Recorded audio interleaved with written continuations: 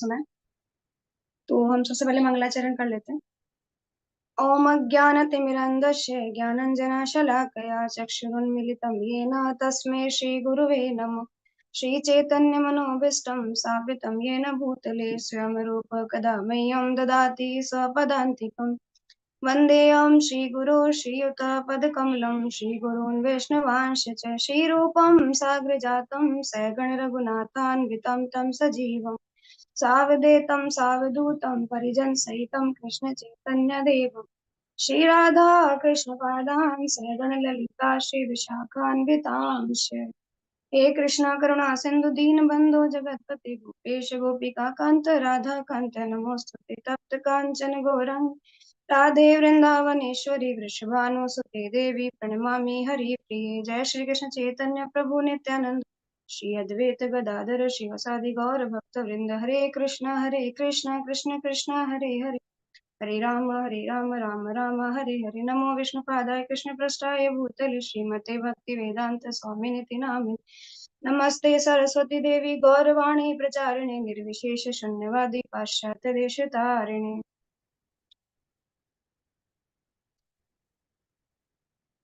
नहीं जाओ। हरे कृष्ण। तो कल हम सब ने पढ़ा चैप्टर नंबर 5, जिसमें आपको वर्णन किया गया गोकुल लीला में चैप्टर 5 का, जिसका नाम था श्री नंद बाबा का मथुरा गमन और श्री वसुदेव जी से भेंट। तो कल हमने समझा कि नंद बाबा मथुरा गए हैं और वसुदेव जी से उनकी भेंट हुई। नंद बाबा जो है वो कंस को कर देने के लिए वहां गए थे, और इस तरीके से वसुदेव जी का उनका गुप्त रूप से उनका मिलन भी उनसे हुआ। तो अभी हम देखते हैं कि पूतना का उद्धार। तो नेक्स्ट चैप्टर है पूतना का उद्धार। प्रभु जी आप स्क्रीन कर सकते हैं। वैसे हम स्क्रीन से नहीं पढ़ेंगे, मैं वर्णन करना चाहूंगी कुछ अपने शब्दों में कि पूतना उद्धार लीला के बारे में। तो अगर स्क्रीन नहीं भी शेयर करेंगे तो ठीक है, चलेगा। तो हम पूतना लीला पढ़ रहे हैं। हम सब जानते हैं कि पूतना जो थी वो कंस के द्वारा भेजी गई एक राक्षसी थी, और वो कृष्ण का वध करने के लिए नंद महल गई है। तो किस तरीके से उनका वर्णन आता है कि कंस जो है वो प्रयास कर रहे हैं कि अब देवकी माता के गर्भ से जो 8वां शिशु जो होने वाला है, वो उन आकाशवाणी से पहले ही पता था कंस को, जो आकाशवाणी हुई कि उनके मृत्यु के लिए। तो इसलिए वो चाहते थे कि उससे पहले कि वो, अब तो वो जन्म ले चुके हैं और उनको पता भी नहीं था कि वो कहाँ चले गए। तो उसको मारने के लिए, कृष्ण को मारने के लिए वो ऐसे बहुत सारे अलग अलग राक्षस भेज रहे हैं। तो पहली राक्षसी गई है कृष्ण के जन्म के बाद, पूतना, जो एक स्त्री है। और किस तरीके से वो गई है अपने मतलब माँ का रूप धारण करके स्तनपान कराने के लिए कृष्ण को। तो यहाँ कह सकते हैं कि मामा ने भांजे होने पर भेंट भेजी है खिलौने के रूप में, और भांजे को खिलौना पसंद नहीं आया तो तोड़ मरोड़ करके उनको मार दिया। ऐसा हम समझ सकते हैं पूतना के वध से, है ना। भांजे को अच्छा नहीं लगा जो मामा ने गिफ्ट भेजा उसका। तो इस तरीके से हम इसको समझेंगे। तो पूतना भेजी कृष्ण कंस ने।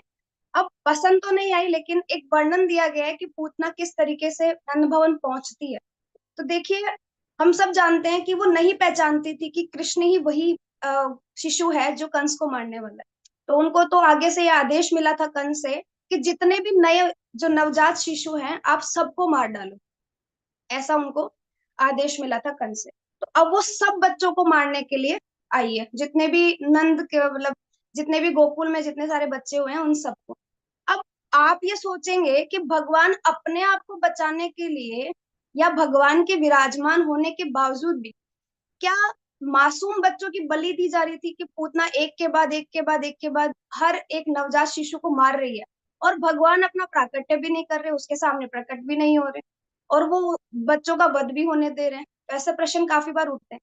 तो इसमें ये समझने की बात है कि जिन बच्चों को पूतना मार रही है वो ऐसे बच्चे थे जो पहले से ही नास्तिकवादी थे, जिनका जन्म हुआ ही इसलिए था कि वो आसुरी प्रवृत्ति के कर्मों को और आगे बढ़ाए, जो असुर कुल जैसी स्थिति में थे, और उनकी मानसिकता भी वैसी थी।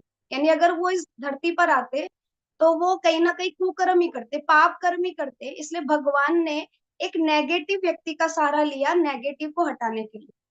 तो पूतना का सहारा, जो कि पूतना एक नेगेटिव रोल प्ले कर रही है, तो इसलिए उसका रोल प्ले किया गया कि वो जितने नेगेटिव बच्चे जो अब इस धरती पर आने वाले थे, जो आगे जाके और असुरों की जो ये करते चल रहा था इसको और आगे बढ़ाते, कि साम्राज्य को और आगे बढ़ाते, तो भगवान ने पहले ही अपने द्वारा योग माया से ऐसी चीजें की कि वो ऐसे ऐसे बच्चों को ही मार पा रही थी जो ऐसी स्थिति वाले थे, ऐसे स्वभाव वाले थे।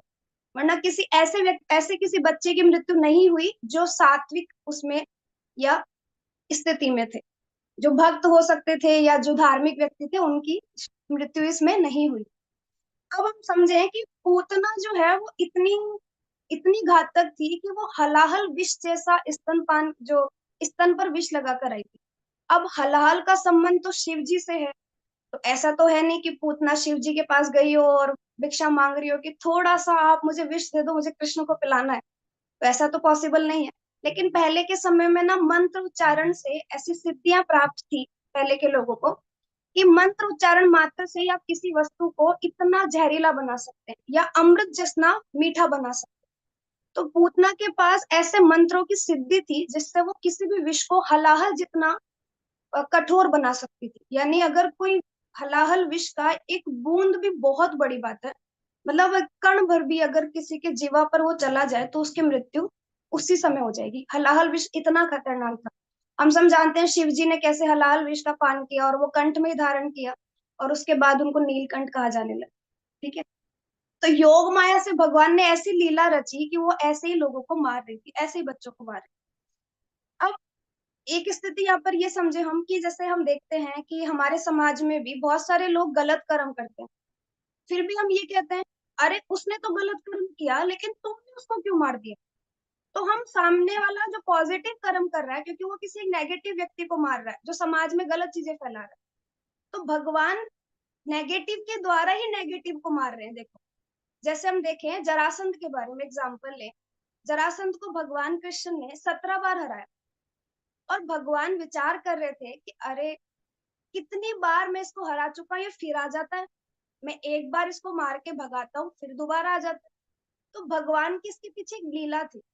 तो बलराम जी ने प्रश्न पूछा कि कृष्ण, आप तो एक ही बार में जरासंध का वध कर सकते हैं, क्यों बार बार इसको कौपीन में छोड़ करके भगा देते हैं, मतलब सिर्फ उसके हाथ में मतलब उसकी स्थिति ऐसी कर देते हैं भगवान कि सिर्फ वो लंगोटी पहने रह जाता है, ऐसी स्थिति उसकी हो जाती है, सबको नाश कर देता है, जितनी सारी सेना वो लेकर आता है भगवान सबको मार देते हैं, सिर्फ उसी को अकेला छोड़ देते हैं। तो बलराम जी ने पूछा आप क्यों नहीं मार देते। तो कृष्ण कहते हैं अरे हम तो असुरों का वध करने आए ही हैं, लेकिन हम इतना परिश्रम करें क्यों, हम जाएं अलग अलग कोनों में जाके असुरों को ढूंढें, और फिर वहां जाने के बाद में भी हम देखें कि अरे मतलब कोई असुर यहाँ छुपा हुआ है, कोई वहां छुपा हुआ है, इतना प्रयास करना क्यों, जब हमें पता है ये अपने आप ढूंढ ढूंढ के लाएगा अपने बिरादरी वाले लोगों को।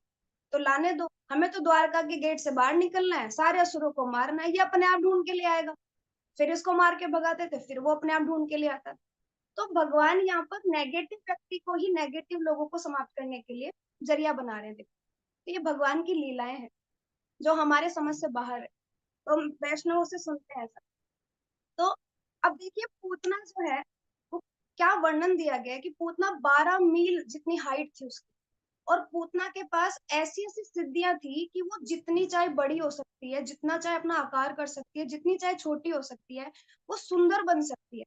और जैसा वो नंद भवन में प्रवेश करती है, इतनी सुंदर स्त्री, जैसे हम देखें कि बिल्कुल गोपी ड्रेस पहने हुए, एकदम तिलक धारण करे हुए, है ना, गले में बीड़ बैग लिए हुए, इस्कॉन की नहीं थी, लेकिन क्योंकि फैंसी ड्रेस कंपटीशन चल रहा है तो पूतना ने एक ऐसा अपना वस्त्र धारण किया है कि कोई पहचान नहीं पाए। अब पहचान तो इसलिए नहीं पा रहे थे क्योंकि योग माया का भगवान ने इतना वो प्रपंच रच दिया था कि अगर कोई पहचान लेगा कि ये राक्षसी है तो वो तो वहीं घबरा जाएंगे, तो फिर वो भगवान तक कैसे पहुंचेगी, और भगवान कैसे उसका उद्धार कर पाएंगे, वो और लोगों को भी उसके लिए हानि पहुंचा सकती। तो भगवान चाह रहे थे कि वो डायरेक्ट मेरे तक ही आए, और फिर जो लीला हो वो मेरे और उसके मध्य ही हो।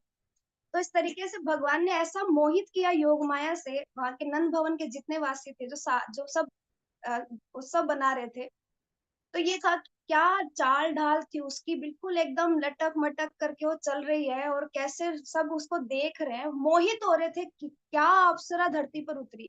ऐसा लग रहा है साक्षात लक्ष्मी जी उतर गई है, कि ऐसा लग रहा है विष्णु जी ढूंढते ढूंढते अभी आ जाएंगे, अरे लक्ष्मी जी आ गई। तो इस तरीके से पूतना का वर्णन यहाँ पर देखने को मिलता है।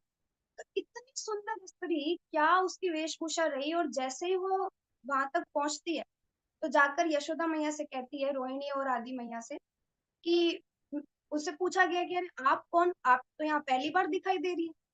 तो कहते हैं कि हाँ, मैं तो मथुरा में चौबे ब्राह्मण जी की पत्नी हूँ, और मैं जिसको भी स्तनपान कराती हूँ उसको सारे रोगों से मुक्त कर देती हूँ, या कह सकते हैं उसको पूरा मुक्ति कर देती हूँ, क्योंकि वो सबको मार देती है ना जब भी जिसको भी स्तनपान कराती हूँ। तो कह रही है कि मैं जिसको भी स्तनपान कराती हूँ उसको मुक्त कर देती हूँ। तो जैसे ही यशोदा मैया उसका रंग और ये सब रूप देख करके ऐसा लग रहा है जैसे साक्षात कोई देवी आ गई है, कृष्ण बाल जो कृष्ण है उनको स्तनपान कराने के लिए। तो यशोदा मैया अलाउ कर देती है कि ठीक है तुम जाओ पिलाओ, लेकिन उसने कहा कि शर्त है कि मैं अकेले में स्तनपान कराऊंगी। तो यशोदा मैया और रोहिणी मैया जो है वो बाहर इंतजार करती हैं और वो अंदर प्रवेश करती है। जब लल्ला अपने पालने में सोए हुए हैं और वो जब जाती है तो कृष्ण के पास, और जैसे उनको देखती है, क्या देखती है, जैसे हम देखें अग्नि, अग्नि जब राख से ढक जाती है ना तो ऐसे लगता है कि अग्नि बुझ गई है। ऐसे कृष्ण हमारे जो अग्नि जैसे, मतलब दिव्य एकदम, लेकिन जैसे राख, क्योंकि वो देख नहीं पा रही उसको, और जैसे ही हम आग की तरफ बढ़ते हैं हमें लगता है बुझ गई है, हम हाथ लगा के देखते हैं तो हमें लगता है जल रहे हैं। तो वैसे ही कृष्ण है कि हर कोई उनको नहीं देख सकता कि वो किस दिव्य स्तर के हैं। तो इस तरीके से वो सोच रही थी, अरे छोटा सा निरा बालक है ये मेरा, मतलब मैंने इतने बच्चों को मारा है, ये भी तो बालक जैसा ही है, इसको भी मार दूंगी, मैं क्यों डर रही हूँ। तो जैसे वो भगवान को मतलब टच करने जाती है तो उसको ऐसा कंपन सा फील होता है जो दिव्य भगवान का है। अब दिव्यता भगवान के अंदर इतनी है कि कोई भी छुएगा तो एक बार के लिए तो उसको लगेगा कि मैंने क्या छू लिया है। तो वैसी स्थिति पूतना की थी, लेकिन फिर बाद में उसने अपने आप को समझाया कि अरे मैंने इतने बच्चों को मारा है, और थोड़े और सही ऐसा कर, ये भी तो एक बालक जैसा ही है, ये मेरा क्या कर लेगा। तो जैसे ही वो उनको अपने हाथ में लेती है, अब आप देखो कि वो स्तनपान कराने तो आई है, लेकिन जैसे ही वो भगवान को अपने हाथ में लेती है स्तनपान कराने के लिए, भगवान एक बार अपनी आंखें खोलते हैं और फिर अपनी आंखें बंद कर लेते हैं। अब प्रश्न उठता है कि भगवान अपनी आंखें बंद क्यों कर रहे हैं। तो भगवान इसलिए अपनी आंखें बंद कर रहे हैं, उसके तीन कारण यहाँ बताए गए। पहला कारण ये कि अब भगवान का एक प्रोजेक्ट शुरू हो रहा है। हम सब जानते हैं कि हम कहते हैं कि भगवान क्यों आते हैं। भगवान इसलिए आते हैं धर्म की स्थापना करने के लिए, असुरों का नाश करने के लिए, भक्तों का उद्धार करने के लिए, भक्तों को प्रेम देने के लिए भगवान आते हैं। तो अब जब असुरों का नाश करने के लिए भगवान आए हैं तो असुरों में सबसे पहले तो स्त्री आ गई है। तो भगवान सोच रहे हैं मुझे शुरुआत भी स्त्री से ही करनी पड़ेगी क्या, मतलब प्रोजेक्ट भी अपना स्त्री से शुरू करना पड़ेगा। तो भगवान विचार ही कर रहे हैं, तो इसलिए भगवान ने आंखें बंद कर ली अपनी, ये सोचकर ये स्त्री है। और दूसरा, भगवान देख रहे हैं कि भगवान ना किसी की एक्सटर्नल चीजों को नहीं देखते, वो कैसा रूप लेकर आया है ना, वो क्या सोच कर आया है कि वो मेरा वध कर देगी, वध करने के भाव से आई। वो ये देख रहे हैं कि वो एक माँ का रूप लेकर आई है और स्तनपान कराने, मुझे दूध पिलाने के लिए आई है। ऐसा भगवान का भाव है। हम कैसे हैं, हम दूसरों में दोष करते हैं, हम ये देखते हैं अरे ये तो ऐसा है, अरे ये वैसा है, ऐसे वाला। लेकिन भगवान हमेशा अच्छा ही देखते हैं अपने भक्त में। वो ये देखते हैं कि वो भक्त नहीं है लेकिन एक जीव है, अब वो भले ही किसी के आदेश से आई है लेकिन भगवान उसमें भी अच्छा ही देख रहे हैं। वो देख रहे हैं कि उसमें भले ही कितनी सारी बुराइयां हो, वो राक्षसी रूप में है और गलत मंशा से आई है ना, लेकिन फिर भी भगवान एक अच्छा ही देख रहे हैं कि वो मुझे दूध पिलाने के लिए आई है। तो भगवान का भाव देखिए आप।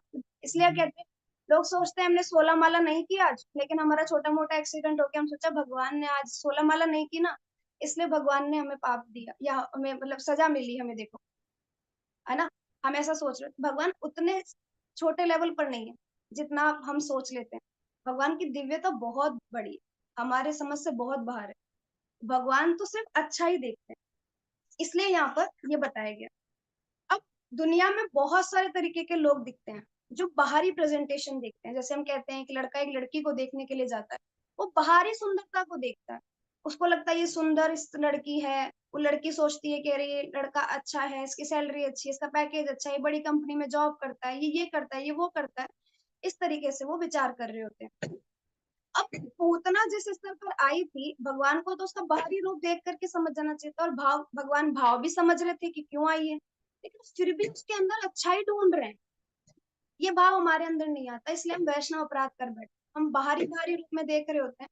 उस कर्म के पीछे उसकी क्या मंशा है इसके बारे में विचार नहीं करते, और हम सोच लेते हैं कि ये इसलिए गलत कर रहा है, ये इसलिए गलत कर रहा है। ऐसा, ये हम में और भगवान में देखो इतना बड़ा फर्क है। भगवान अच्छा ही देखते हैं, हम बुराई ही देखते हैं, सिर्फ अच्छा ही देखना ही नहीं चाहते। एक्सटर्नल प्रेजेंटेशन कैसी होती है कि प्रेजेंटेशन इस तरीके से होती है कि लड़की बोलती है कि अरे इसका तो पेट आया हुआ है बाहर, लड़के को देखने जाती है तो ये तो सुंदर नहीं है, कि इसका तो पोस्ट पेड है, प्री पेड नहीं है, मुझे पोस्ट पेड वाला नहीं, मुझे तो प्री पेड वाला चाहिए, इनका पेट अंदर होना चाहिए, बाहर नहीं होना चाहिए। ऐसे हम सुंदरता के बारे में चर्चा करते हैं, लोगों के बारे में ऐसा बात कर रहे हो, लेकिन भगवान वहां पर एक ही दिन उसमें गुण देख रहे हैं कि वो मुझे दूध पिलाने के लिए आए।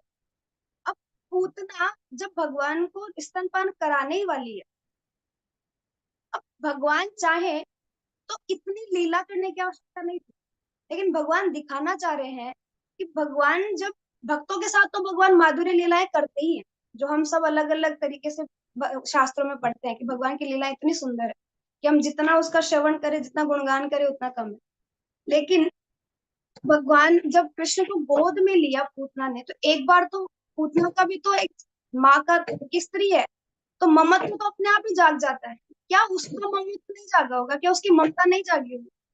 लेकिन वो इतनी ज्यादा कलुषित थी ना, इतना ज्यादा उसके अंदर, मतलब इतनी गलत चीजें थी, क्योंकि संगति ऐसी थी। और जब कृष्ण जैसे संगति थी तो वो अच्छा कैसे सोच सकती थी? तो भगवान को देख करके तो हर कोई पिघल जाता है। तो आप देखो, पूतना क्या इतने कठोर हृदय की थी, क्या इतना कठोर शरीर था उसका, कि हलाहल जैसा विष वो खुद लगा कर आई थी, तो अगर वो थोड़ा सा भी चख लेती खुद तो भी वो मर जाती। लेकिन फिर भी उसका इतना कठोर शरीर, और वो ऐसे ऐसे बालकों को मार रही थी उस हलाहल विष को अपने स्तन पर लगा करके, और वो ये सोच रही है कि वो भगवान को मार सकती है। लेकिन उसको नहीं पता ये भगवान है, लेकिन अब उसको ऐसा लग रहा है कि मैं एक बालक ही तो है, उसको मार सकती। सिर्फ इस चीज को सोच करके वो इतने सारे लोगों को मारे।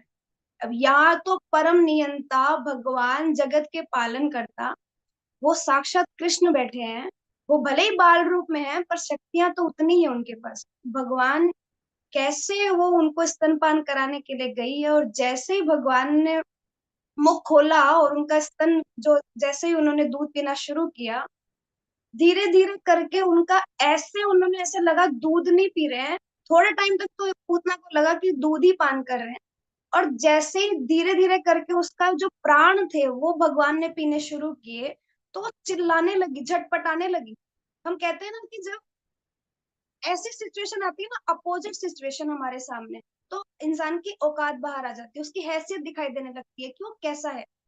हम सबके सामने प्रेजेंट करते हैं, हरे कृष्णा प्रभु जी, माता जी आप कैसे हैं, प्रणाम, हम ऐसे बात कर रहे हो, और थोड़ा ही हमें किसी ने कुछ कह दिया तो हम पीछे से बोल रहे हैं तेरी तो, ऐसे कैसे बोला, इतना बड़ा हो गया ये। हम इस तरीके से बात करने लगते हैं, हम पीठ पीछे से बहुत सारी चीजें अपशब्द बोलने लगते हैं, क्योंकि वो प्रोवोकिंग सिचुएशन है, आपको उकसाया गया उस सिचुएशन के लिए, और आपने अपनी असलियत दिखा दी।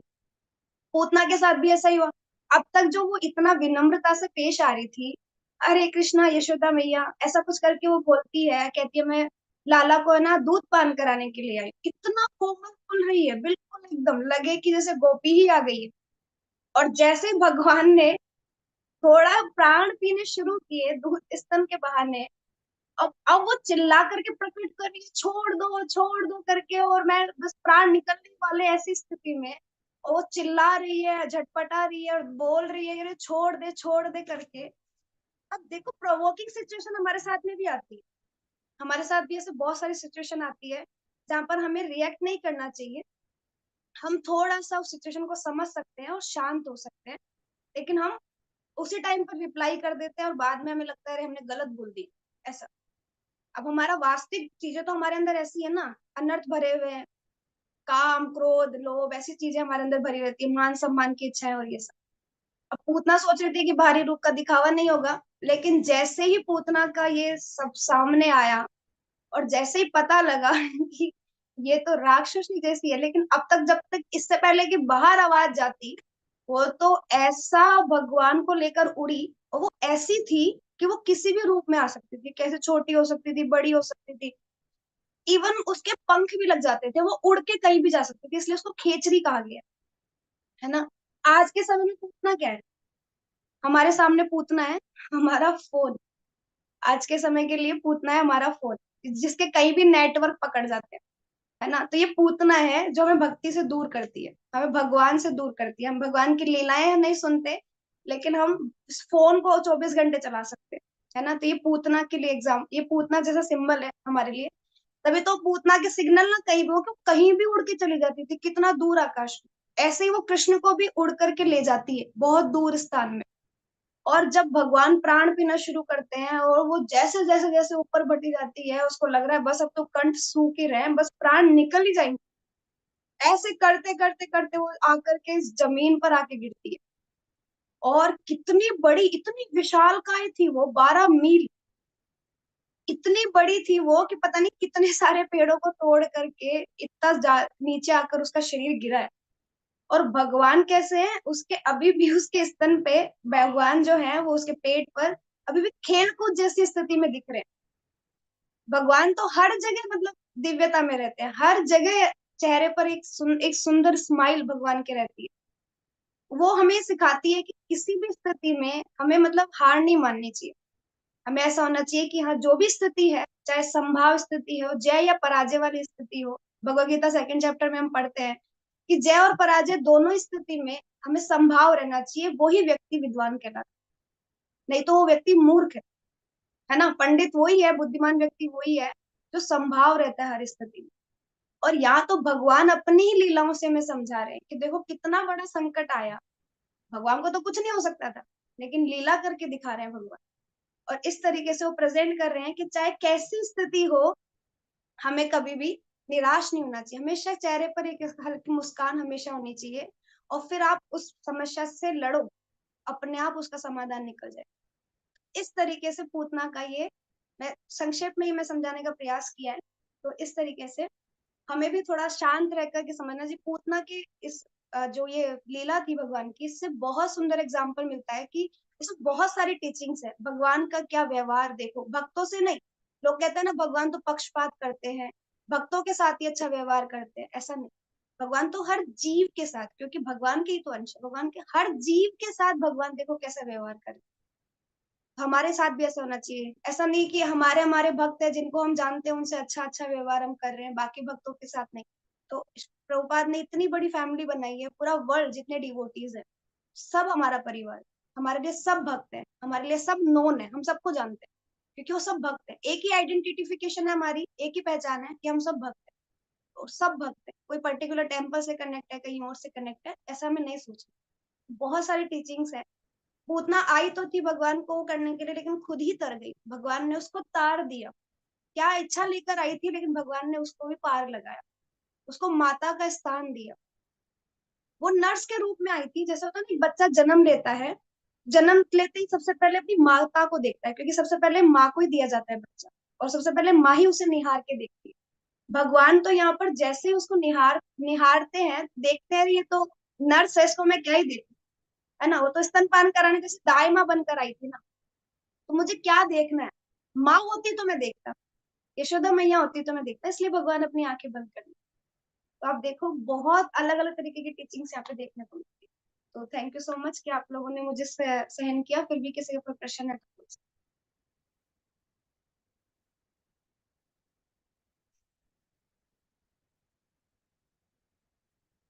कोई टिप्पणी है, मैंने कुछ छोड़ दिया है तो आप एड ऑन कर सकते हैं।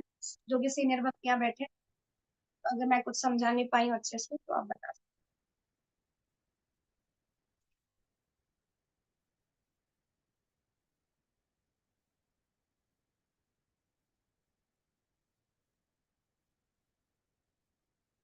हरे कृष्णा माता जी, बहुत अच्छा बताया। और बिना देखे बताया, तो आपने अच्छी प्रिपरेशन की थी। और हम लोगों को बहुत अच्छी तरह समझा, बहुत अच्छा लगा, बहुत सुंदर कथा सुनाई आपने। हैं। गुरु जी से वैष्णव से सुना है, बस वही प्रयास किया है।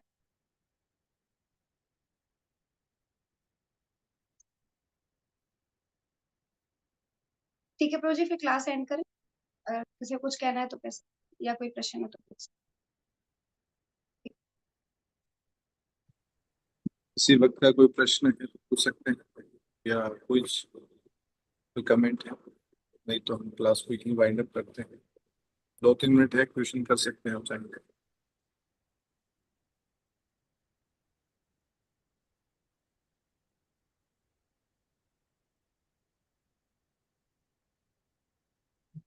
एंड कर सकते हैं। हरे कृष्ण। हरे कृष्ण से तो मेरा प्रणाम।